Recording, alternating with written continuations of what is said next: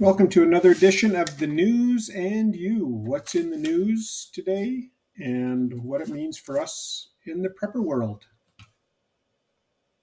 Canada to cut immigration, citing stress on infrastructure, housing, and general Canadian opinion, which has seen immigration go from acceptable to problematic.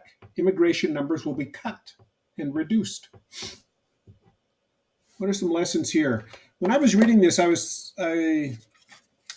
thought of a bunch of things.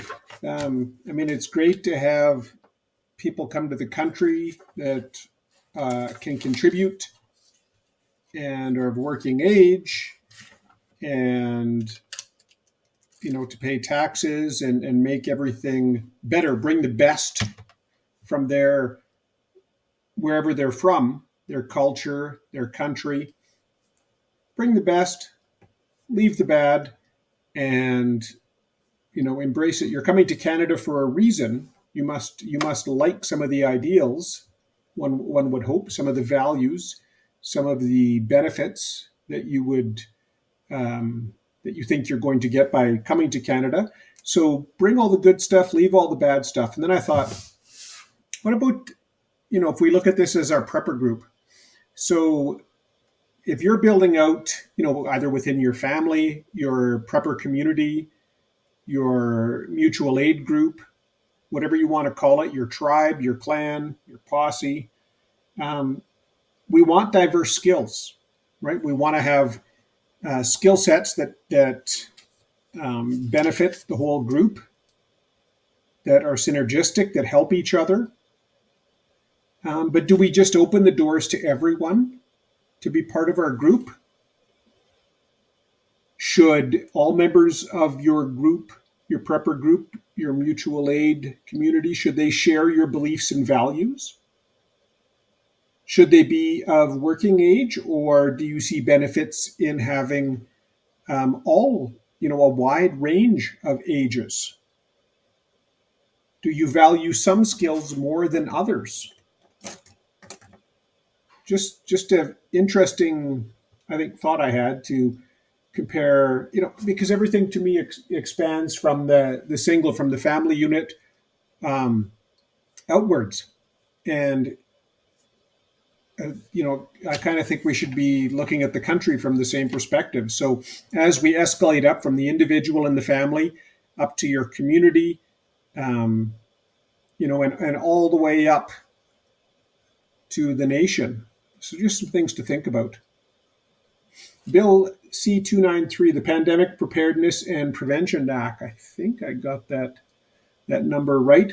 There was some controversy in this article. It said specifically in the agriculture sector over language in the bill that gives discretionary power to shut down agricultural facilities without clear and objective language.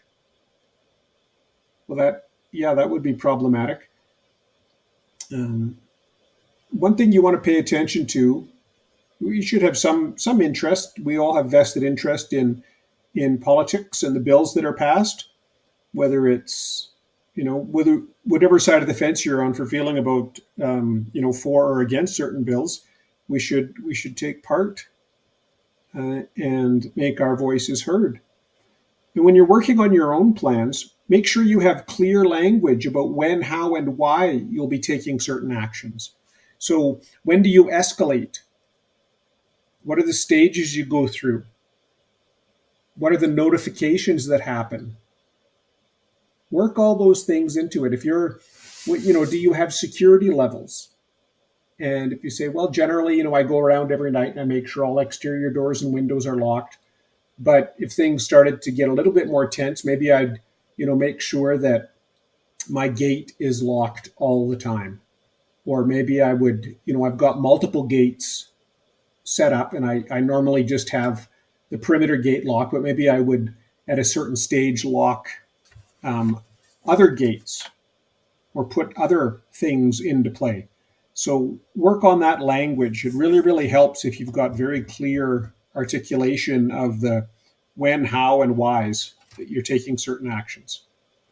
This one's really short today because it's past supper time. I haven't had my supper yet. and missed my lunch. And it's because one of our horses broke one of the fences and was getting into a spot he should not have gotten into. So luckily, the ground isn't frozen yet, and my son and I spent all day putting up fence posts and more fencing to protect the area that we didn't want the horse to get into. So that's why this one's a little bit brief. Thanks very much. Like and subscribe, and I'll talk more soon.